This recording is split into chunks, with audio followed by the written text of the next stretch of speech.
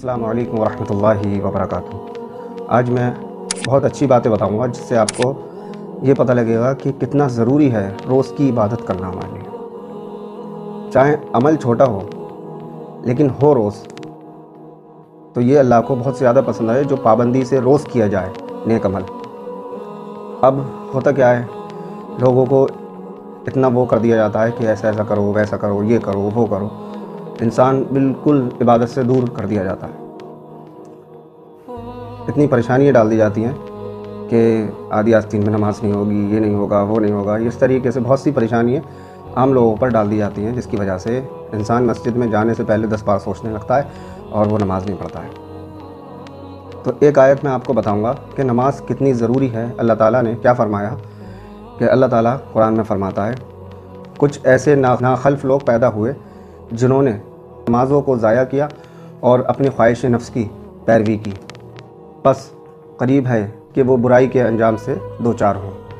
پھر آگے اللہ تعالیٰ نے فرمایا، البتہ جو توبہ کر لے اور ایمان لے آئیں اور نیک عمل کرتے رہے جنت میں داخل ہوں گے۔ تو اللہ تعالیٰ نے اس میں بھی یہ فرمایا، اور ایک ہوتا ہے ایمان والا، ایک ہوتا ہے نام کا مسلمان۔ تو اس کو بھی سمجھ لیں کہ ایمان والا کون ہے؟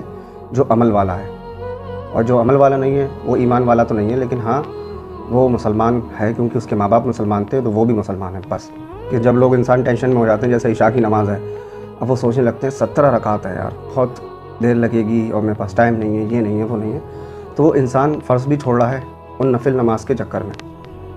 اب جب انسان کو ہم ترغیب دلائیں گے نماز کی، تو وہ جب فرض پڑھنے آئے گا نا تو وہ پوری پڑھ کے جائے گا۔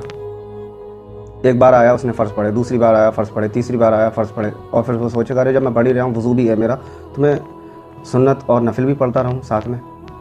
تو یہ طریقہ ہوتا ہے دین کی تبلیغ کرنے کا۔ انسان کی عادت پڑ جاتی ہے ایسے، اگر اسے پہلے ہی اتنا بھاری چیز دکھا دو گے تو وہ تو ٹینشن میں ہو ہی جائے گا، وہ اس چیز کے لیے کوشش بھی نہیں کرے گا۔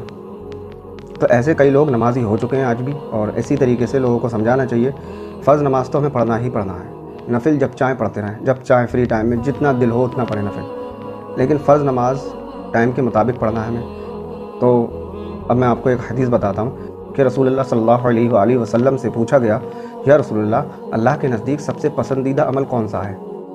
تو فرمایا کہ جس میں ہمیشگی کی جائے، یعنی کہ روز وہ عمل کیا جائے۔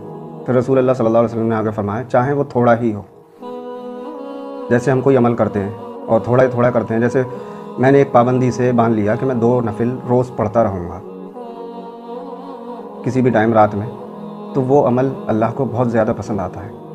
اور ایک انسان ہے سال میں ایک بار، ایک دن تاریخ بنا کر سال میں ایک بار وہ 100 نفل پڑھ رہا ہے، تو وہ اتنا پسند نہیں آئے گا اللہ کو جو انسان روز تھوڑا عمل کرتا ہوگا۔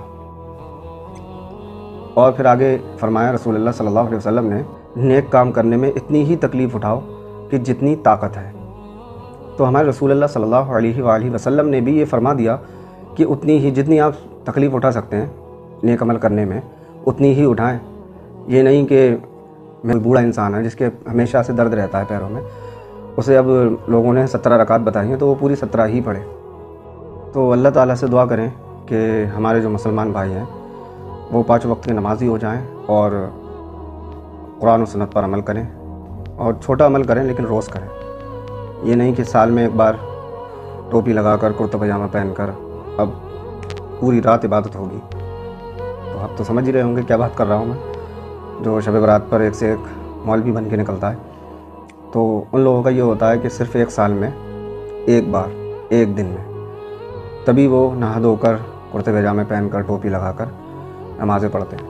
اور کچھ لوگ اس میں ایسے بھی ہوتے ہیں جو نمازیں تو نہیں پڑھتے ہیں، وہ گھومتے پھرتے زیادہ ہیں۔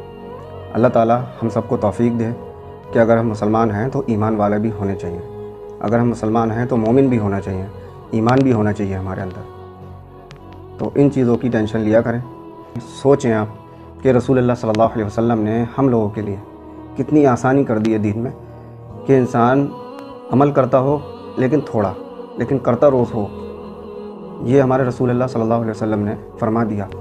اور دوسری چیز یہ فرما دی کہ اگر اس میں جتنی طاقت ہے عمل کرنے کے حساب سے اتنا کرے، یہ نہیں پوری رات جگ رہا ہے، سو ہی نہیں رہا ہے، پوری رات کرتا جا رہا ہے، اور وہ اپنے آپ کو تکلیف میں ڈال رہا ہے، اپنے فیملی سے ملتا نہیں ہے۔ جیسے لوگ کہتے ہیں نا جنگلوں میں چلے جاؤ، دنیا داری چھوڑ دو، تو ایسا بھی کچھ بھی نہیں ہے۔ رسول اللہ صلی اللہ علیہ وسلم نے اپنے فیملی کے ساتھ زندگی گزاری ہے، اور فیملی کے ساتھ بھی رہا کرتے تھے، عبادت بھی کرتے تھے، سب کچھ۔ اب کچھ لوگ ہوتے ہیں وہ کہتے ہیں تم نے داڑھی رکھا لی تو نمازی ہو گئے، تم مولوی ہو گئے بالکل، اب تم دنیا داری چھوڑو، بس اللہ اللہ کرو یا جنگلوں میں چلے جاؤ۔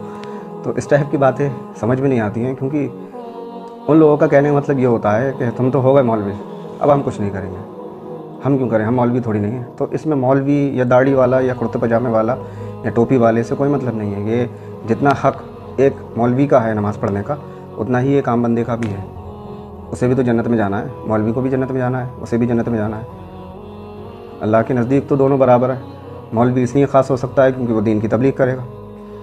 تو یہ سب لوگوں کے بہانے ہوتے ہیں عبادت سے دور جانے کے، اللہ کی فرما برداری سے دور جانے کے۔